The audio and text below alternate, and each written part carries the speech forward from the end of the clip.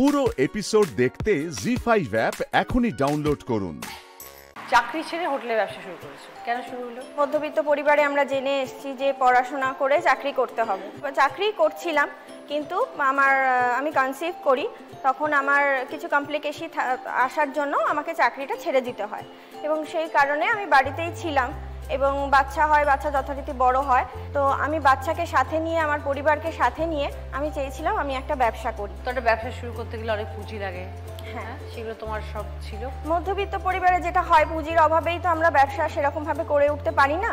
তো আমরা যখন স্থির করলাম যে ব্যবসা করব, তখন বিভিন্ন ব্যাংকে আমি যেতাম এবং লোনের জন্য অ্যাপ্লাই করতাম।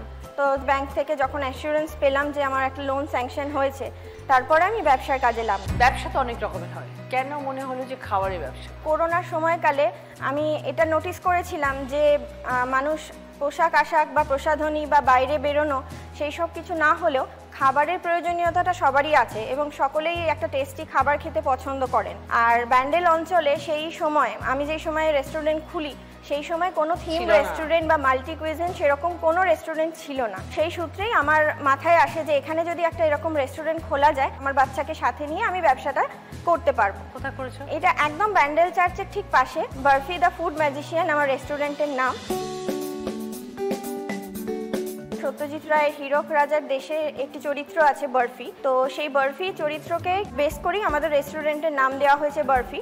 আমাদের বেঙ্গলি কুইজিন আছে নিচেটা, পুরো সুন্দর করে বেঙ্গলি সাবেকিয়ানায় নিচেটা তৈরি।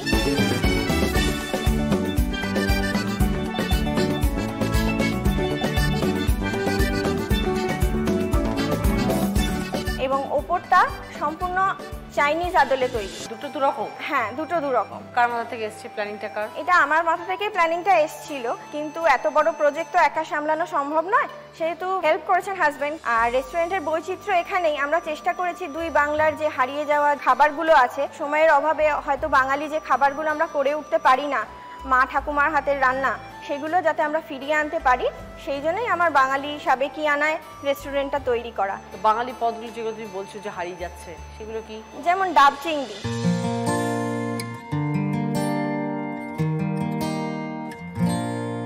এছাড়া বরিশালের কষা মাংস, যেটা ওপার বাংলার খুব সুন্দর একটা পদ। আমাদের এপার বাংলার সাথে তাল মিলিয়ে রয়েছে বড়ি চিংড়ির মেলবন্ধন, খুব একটা খুঁজলে পাওয়া যায় না, যেগুলো শুধু বার্ফিতেই পাওয়া যায়। 40 জন মানুষ এখানে কাজ করেন। মানে তোমার রেস্টুরেন্টে? আমার রেস্টুরেন্টে প্রায় 40 জন স্টাফ আছেন। তারা প্রতিনিয়ত আমার সাথে সাথে তারাও বরফিকে কিভাবে এগিয়ে নিয়ে যাওয়া যায়, সবসময় আমরা সেই চিন্তাতেই থাকি। ধরো এখন নয় অনেক বড় সেটআপ করে ফেলেছো, শুরুতে এত ইজি ছিল না নিশ্চয়ই? অবশ্যই ইজি ছিল না। একটা মূলধন জোগাড় করে অনেক রিস্ক নিয়ে আমাদের সমস্ত যে পুঁজি আছে, সমস্ত পুঁজিটুকু আমরা নিঃশেষ করে বার্ফিকে তৈরি করেছিলাম। এবং যেহেতু মফস্বল অঞ্চল, আমরা প্রথমে ভেবেছিলাম যে এত বড় একটা প্রজেক্ট রান করবে কিনা, কিন্তু দেখলাম এই অঞ্চলের মানুষ আমাদের সানন্দে গ্রহণ করেছেন, আমাদের প্রচুর ভালোবাসা দিয়েছেন তারা। আর একটা বড় অ্যাডভান্টেজ হচ্ছে, আমার যেহেতু ব্যান্ডেল চার্চের পাশেই রেস্টুরেন্ট, সেহেতু শীতকালে দেশ বিদেশ থেকে বহু পর্যটক এখানে আসেন। তো বিদেশি পর্যটকরা এসেও বার্ফিতে খান, এবং এখানকার যে থিম আছে সেগুলো ওনাদের সঙ্গে যে ম্যাচ করছে, যে চাইনিজ থিমে, অনেক সময় তারা শেফদের বলে দেন যে এইরকম খাবার করতে। জি5 ডাউনলোড করুন আর সব এপিসোড দেখুন একদম ফ্রি।